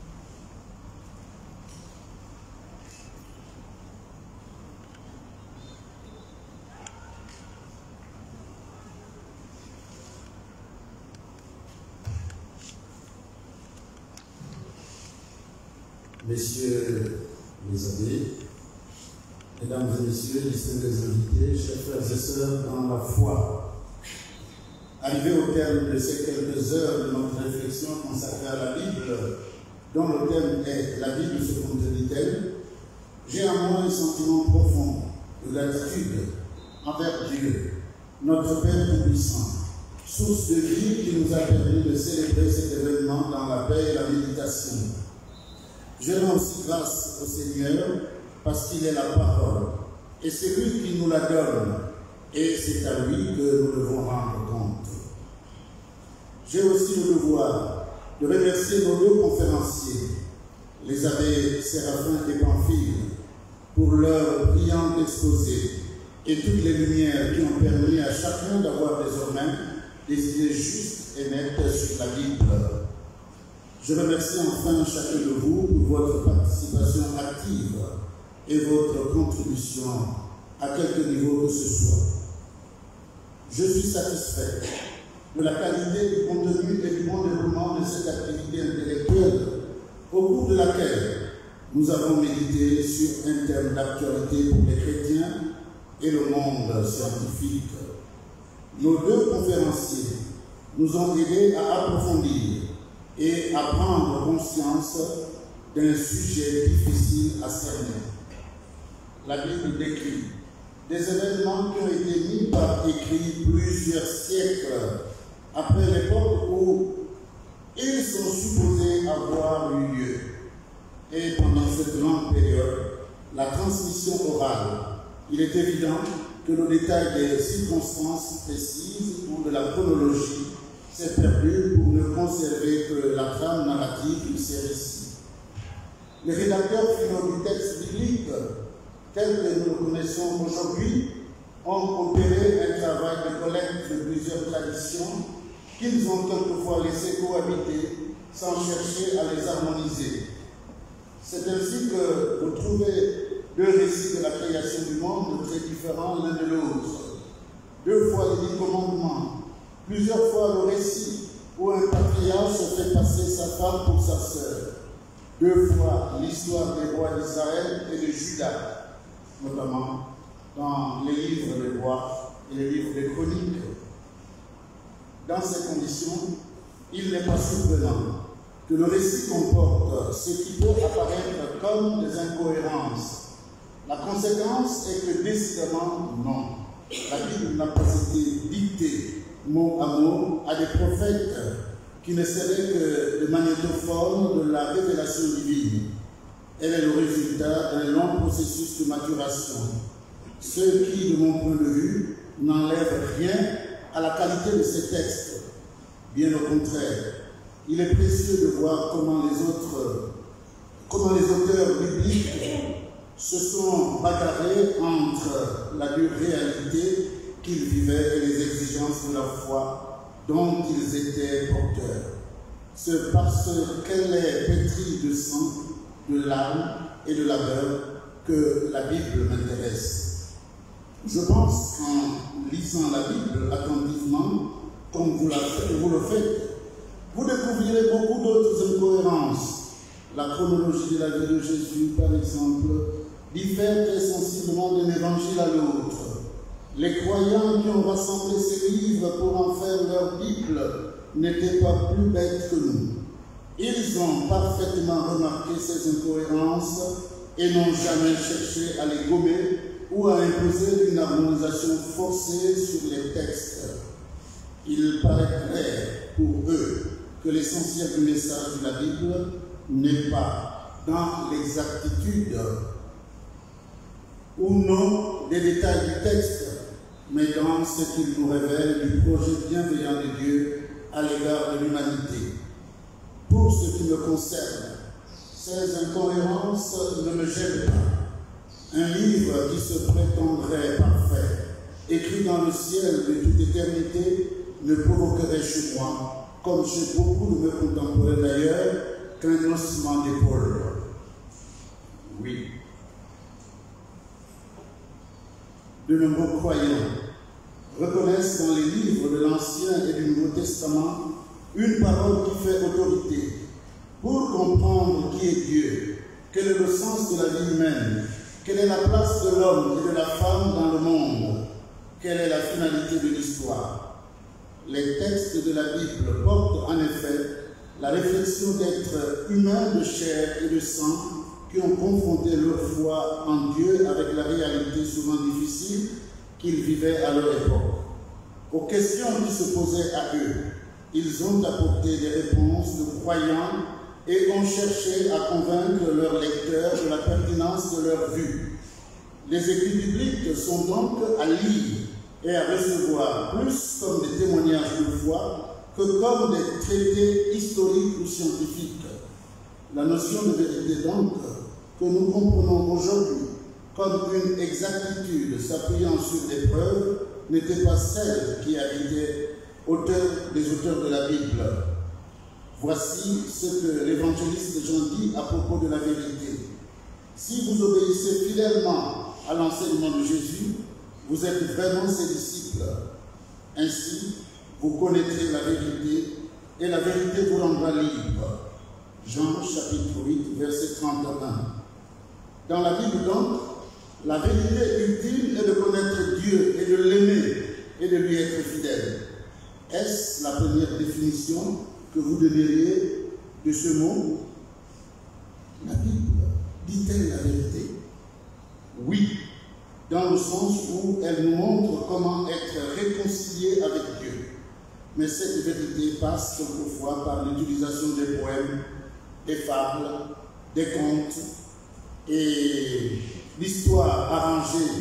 Inutile de prendre du temps à essayer de vérifier l'exactitude des faits, des dates, des noms ou des lieux.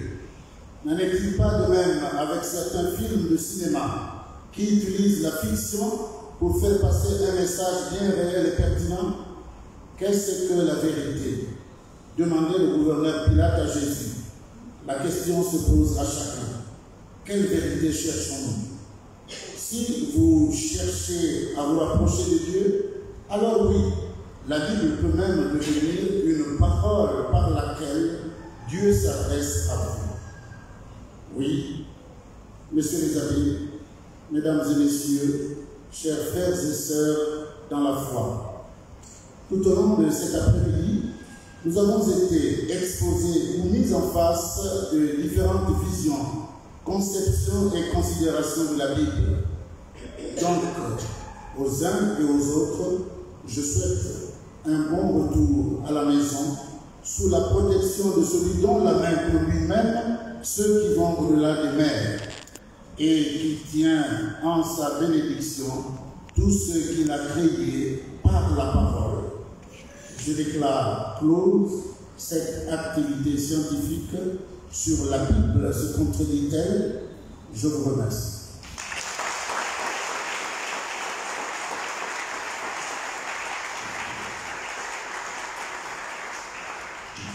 Merci, Père Recteur. Après les félicitations et les remerciements à l'endroit des abbés Séraphin et Pamphile, nous nous tournons vers vous, frères et sœurs, pour vous manifester à votre tour votre gratitude pour votre présence et votre générosité. Que le Seigneur vous sature le désir brûlant, la connaissance, la découverte toujours des Écritures, afin que le Seigneur vous comble et vous garde toujours dans sa présence. C'est en ces mots que nous invitons le responsable diocésain de l'apostolat biblique pour la prière finale.